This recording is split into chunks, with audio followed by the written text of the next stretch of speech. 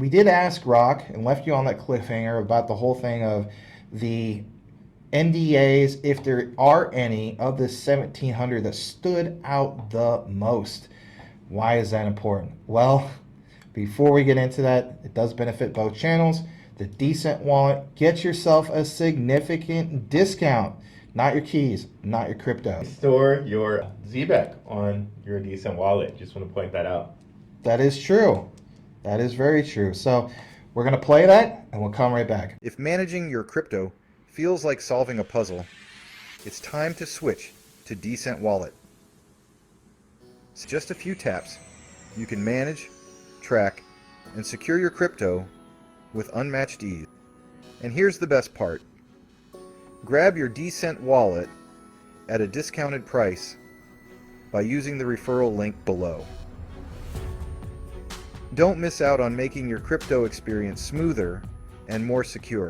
All right, welcome back. So with that said, Grok states, based on the available information from SEC versus Ripple Labs litigation, particularly this case that we've been talking about, which is 120 CV 10832 ATSN, a public discourse surrounding Ripple's operation, there's no definitive evidence that any of the specific non-disclosure agreements among the reported 1,700 contracts are tied to Ripple or have been made public as of March 21st. Oh no, I guess all those fudders are just right. We're just wasting their time.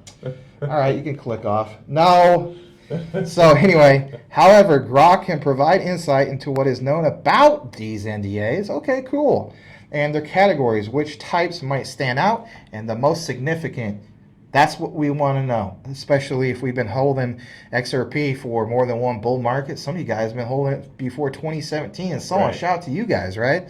Yeah. So let's get into some of this. So for the one thing that really stood out here is this whole thing about what is referred to as this thing from an expert. His name is Professor Alan Schwartz, and it's not to be confused with David Schwartz, right? But these contracts were categorized, of course, into four types. We talked about that in the previous video, but just in case you missed it, it's institutional sales, programmatic sales, as pointed out by Judge Annalisa Torres, that's right. Got it. And then other distributions, and of course, ODL. So while the existence and general nature of these contracts were disclosed in a court to argue Ripple's case, the specific details of the individual NDAs remain confidential due to their sensitive, well, let's face it, commercial nature. So for one, I decided to jump into some of the details and the significance and so on. So what I gathered here that stood out was, for one, this right here, the comment about the floodgates suggests a backlog of ODL deals awaiting regulatory clarity. Back to what Rue and I talked on the previous day with you guys, and that is, it's like, it's SBI, it's you know, it could be some of these other ones, you know, a lot of them in Japan. Let's face it, 80% of those banks. So when you see this statement that, you know, on-demand liquidity deals awaiting regulatory clarity with the SEC case resolved, well, these could unlock significant transaction volumes. That's the floodgates. That's the whole concept of, like, again, the hose analogy. Yeah. You know, before it's just a little bit, that was just little trickle drops coming through. That's the value. Some people stated that, no, you don't understand XRP, whatever the case be. Hey, guess what? I didn't say I knew everything, but I will share perspective, and so will this guy. And then with that said, I do think that's a valid argument about the hose theory, especially with what Will Fix mentioned. Not just because he's our friend, but he has a good analogy, and it's a good thesis to reference. So again, back to the hose analogy.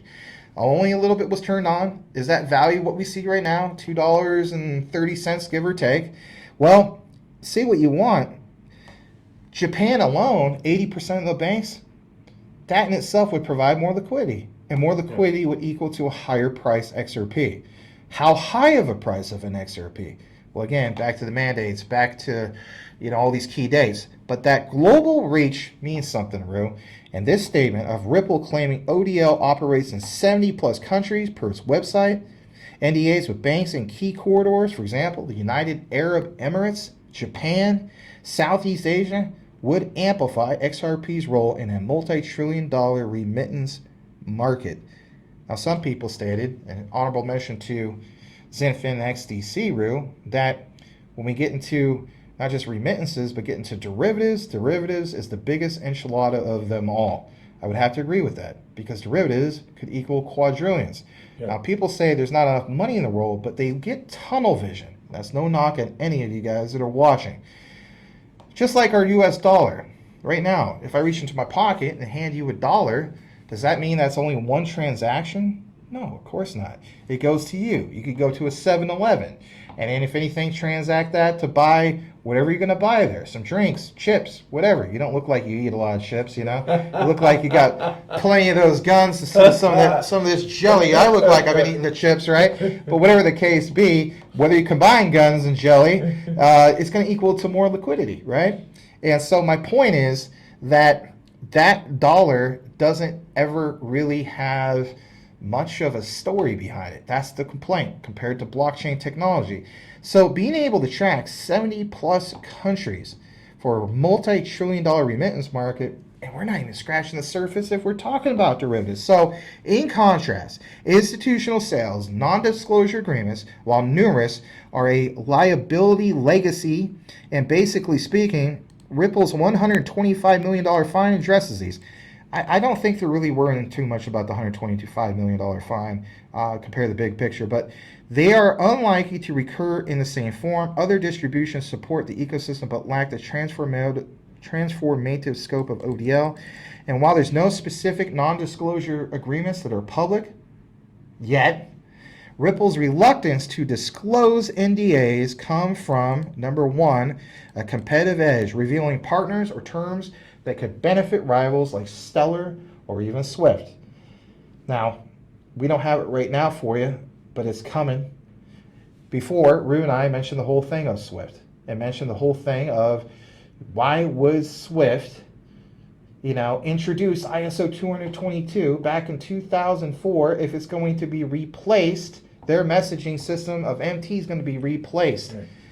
It doesn't make any sense. And of course, right, we're going to get into that, but we want to talk about the whole thing of these NDA terms. So back to the main topic of just that, the NDA terms. So do we see, for example, Ripple's flagship product leveraging XRP as in the on-demand liquidity, speed and cost efficiency for real-time payments? I think so. Partnerships here directly enhance XRP's utility and adoption, but it can't happen yet until there's that real regulatory clarity. A while back, I did a long piece about this, Rue. It came from the International Monetary Fund, the IMF, yep. And that specific document, I think it was like 2017, many key people from the IMF and various other banks around the world said, we understand the utility of XRP, an on-demand liquidity and so on, but we can't technically hold this yet without clarity. Okay, well, all these ones, I imagine the IMF is part of that non-disclosure agreement, maybe one of the 1,700. But again, the utility and adoption. So look what it says here, and then we'll try to wrap this up. It says, while named partners like SBI Remit offer a glimpse into the scope of these confidential deals, potentially with major financial giants, it remains a tantalizing unknown poised to drive XRP's next chapter if regulatory hurdles become clear. Without a leak or voluntary disclosure, their exact impact is speculative but promising. Okay, why would 1,700 decide to shut up about it and not say anything about it? I think that holds some weight or water in regards to the whole thing. So back to this, February 4, 2025 from the Crypto Basic, XRP in focus as Japan's SBI Remit partners with Shinshi Bank to enhance international money transfers. Now I'll just give a quick highlight about this. Why would you have new news about SBI in 2025 and even Shinshi Bank if there was just a big giant nothing burger here? I don't think there is a nothing burger here. I think what we see here is a big shift moving forward for Japan in 2025. And I also think, like it says, that the partnership between these prominent entities within Japan's financial landscape will definitely enhance the speed and cost effectiveness of remittances for their customers. But their customers, Rue, are simply waiting for what? The floodgates to open. your closing thoughts, and we will have more coverage for you guys, but again, that'll be for another day. So just want to get your 2 cents about some of this, because I know I mentioned a lot. Well, it's interesting you mentioned the IMF. The IMF, they have 3-letter codes, even though they weren't allowed to hold things, right? They have 3-letter codes for Bitcoin, which is XBC, through the ISO standards group. So XBC for Bitcoin, and it's XRP for XRP. They have one for Stellar. They have one for Dogecoin. They have one for gold. They have one for a special currency they use between themselves called special drawing rights. So it's very interesting that even though they weren't technically allowed to hold them, they still had letter codes for them. So that's very interesting, I think. To me, that kind of shows maybe they had a plan for them already. Okay, if they have already letter codes for them, and yeah, that's all I wanted to add. I know you guys saw a lot of stuff on the screen, but anyway, whatever the case be, we just want to give you guys some examples in regards to all of this. And if anything, let us know what you think. Do us a favor if you listen to this outline and simply type in SBI Japan into the comments, and we'll know that you listened to the entire outline. On behalf of myself and Rue, we'll see you on the next one. Peace. I didn't want to just continue to have that all your icons there, because I'm sure somebody would give you some crap about that. But oh yeah, somebody definitely gonna give me some. Hold on a second. Yeah, all this is the real thick stuff. So.